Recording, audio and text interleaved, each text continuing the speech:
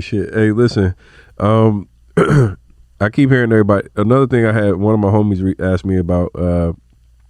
You've obviously had huge hits in the movie industry. Paid in Full, State Property, some like hood legend type movies. Which of those movies are you most proud of first and foremost? State Property, Paid in Full. Which one are you more proud of? I don't look at things. It's like saying which kid are you more proud of? You know what I mean? It's just like I'm proud of all of them equally. They all did what I thought they were gonna do. I haven't caught that big lick yet. You know, that independent 100 million, and that's the one I gotta get. Right. But as an artist, I've been able to become a director. So like Honor Up, I think maybe my most favorite one to make was Honor Up because I put up the money for that, and I could do whatever I want. I did that shit without a script. How much it costs to put together a Dame Dash movie? Right now? Yeah. About $300,000-$400,000. To have a, I could do it like, depends if I'm paying actors a lot, but like $200,000-$300,000. Do you think more entrepreneurs should be trying to create their own versus trying to? Oh, that's what an entrepreneur is. Well, when I say that, do you think more creators should be going to create more of their own movies versus looking for someone to partner with them? I think that would be every creator's dream. It's right. just they don't have the money to do it. I think what they have to understand is what a flip is. You know what I'm saying? It's just like, first do a little movie, make that shit, just keep flipping. That's what I did. I just flipped. But that's why it's like, you never, if you're an entrepreneur, what people have to understand, if you're a real entrepreneur, you ain't never looking at money. Because as soon as you make money, you want to put it into the next big idea. Right. And the fact that you have the money, you have this fearlessness, like, I ain't got to ask for no money. Exactly. What you mean? I'm not asking, that's me.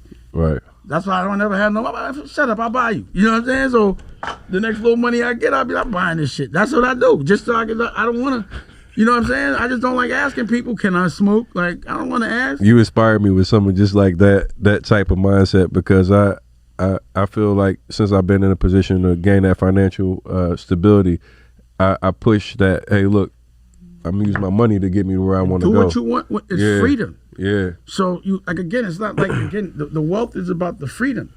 So like, some people might think, oh, I could have 1% of a big company and it's more. How many motherfuckers has presented that deal? Right.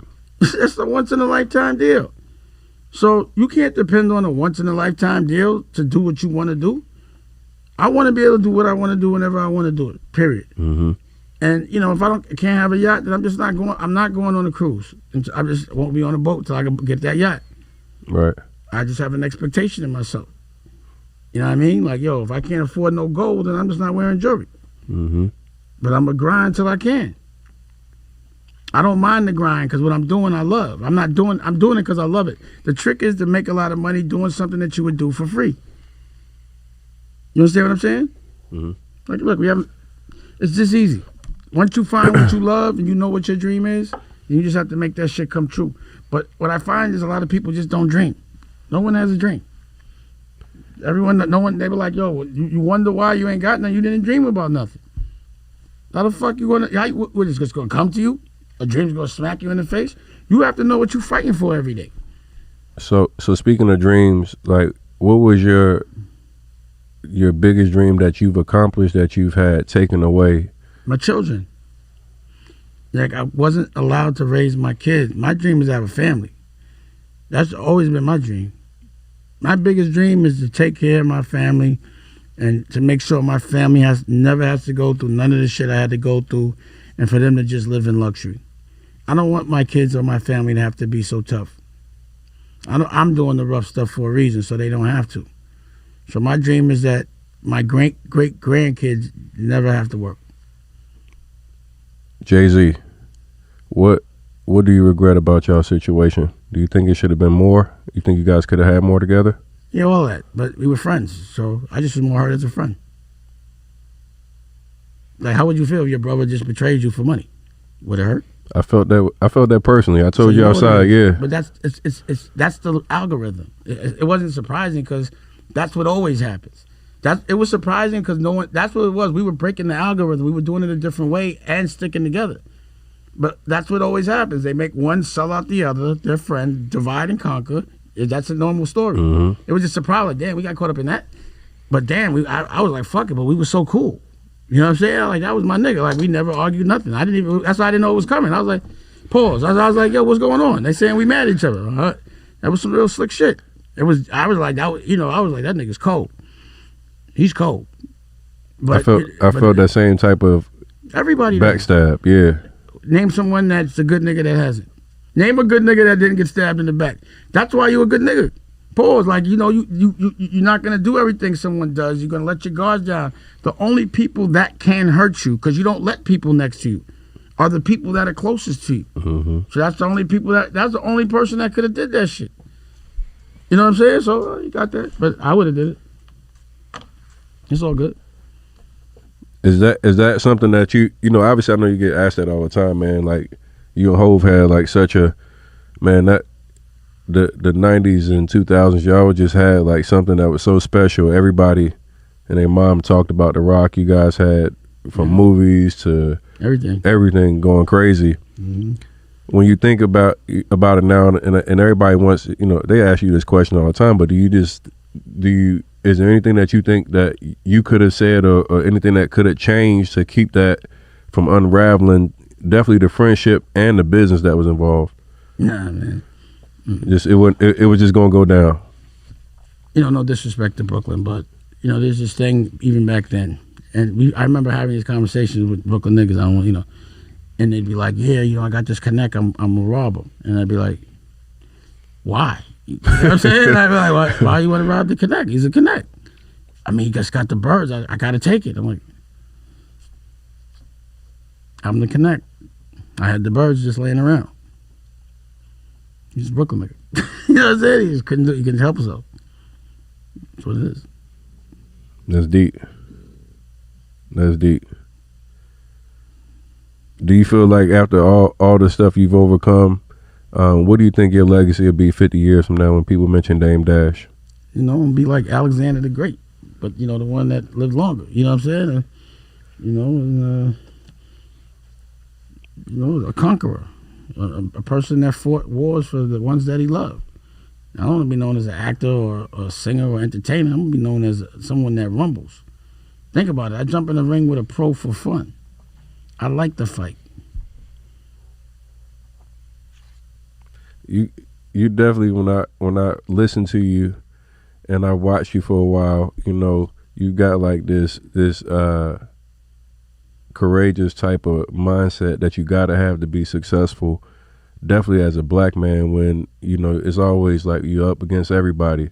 Mm-hmm. It's like the battle isn't just about accomplishing your own goals, but you gotta damn near fight against the current to be able to go and have all the success that you've had. I just want to tell you, man, I respect what you do. Thank you. Respect what you built over the years, man, and this is a hell of an interview. I appreciate your time. It's all good. For anybody out there that that's struggling right now, they're not where they want to be at in life, is there something that you would tell those guys that helped you in times where you might not have been exactly where you wanted to be? What type of words, or what can you tell somebody that they just feel like they can't get that momentum that they're looking for? You gotta approach it like a gangster. I look at The Godfather, and when something happens and they have to retaliate, there's actually a consigliere to go and do the research, to come back and tell you what your best move should be, just studying.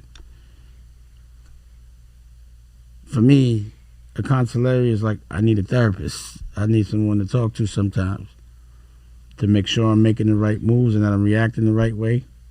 Yesterday I had to call Tajay. We have a show called Healing is Gangster.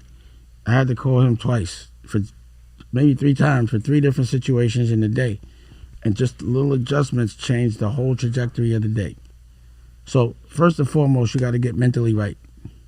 Because you can't be a boss if you have to lead by example and you're doing erratic, dumb, duck, stupid ass clown, goofy shit. And then you have to make sure you're leading by example. You got to get your physical health right. You got to get in shape. So if you're feeling in a rut, go do some fucking push-ups. Go jog. It'll make you feel better. Whenever I do feel any anxiety, I just hit the bag. I don't never feel no anxiety when I'm working. Is your hand still nice? Very.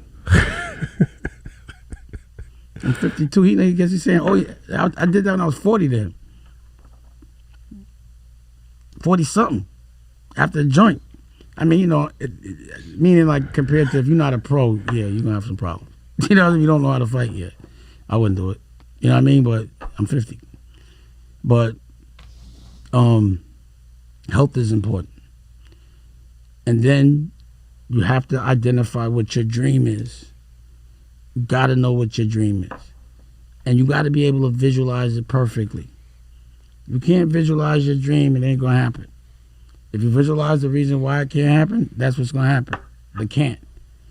And you got to be able to write it down. You know, this is my method. I was talking to my daughter about it. It's about the dimensions. So the first dimension is the dream, and then it's the paper. Then you put the pictures on the vision board of the shit you're going to buy and the way you're going to get there. Then you go make that shit happen in the real time, which is another dimension. And then you go make it happen in the metaverse in Web3, which is a whole nother dimension now. That's my method. Whenever you feel anxiety, work. If you have time to sit around thinking about the shit you ain't doing or the things you don't have, then that means you're not doing anything.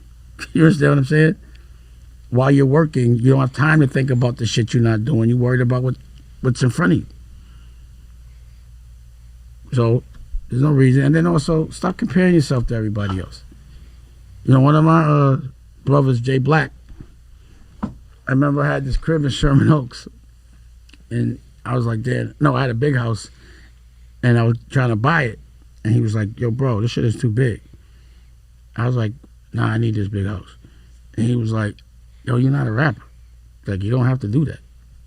You know, don't compare yourself to a rapper. Just don't compare yourself to a rapper or a drug dealer. And you're all right. Or an athlete. This is how it runs. Money come different, yeah. It's just, if you don't compare yourself to shit you're not, and you just measure success by what makes you happy, then you realize you're so far ahead of the game.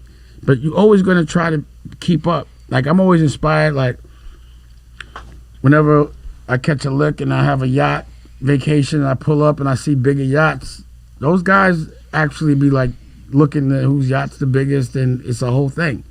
And I'd be like, yeah, I got to get that yacht. I'm inspired. I'm not mad at him. I'm not mad at myself. I just want more. Mm-hmm. But I'm never mad at myself for not being where someone else is at. You understand what I'm saying? Yeah. Like, I was trying to buy the Black News Channel out of bankruptcy. And, like, when something's at auction, you want to buy it at a cheap price, but it has to have enough assets in it that you can liquidate, so at least you can get your money back. You understand what I mean? Right. And it just wasn't enough assets in there. So you'd end up overpaying, and it's a long story. But I was laying to get it at a really good price, and I was like, the only motherfucker that could get this shit is Byron Allen. And he got it. And I was mad because I didn't have, he came with $11 million as a stalking horse, and I ain't have 11 right there for myself. That made me mad. I was mad. That's the only time I'm mad, is if I don't have enough liquid to just go invest in something else when I want. But I was hot. Right. I'm still hot over that shit because I would have made so much money. You know what I'm saying? Because I had the whole formula. But it's all good. Everything happens for a reason. I'm going to holler at Byron Allen. I think he heard I was around. I'd like to talk to him at some point about it. But that's the only time that I feel away, is if I I just want money to buy shit to invest. I just don't want to, I don't like being in a position to have to raise money. I hate raising money. It's just too much on my soul. It's not independent. I just hate it, bro. I hate it.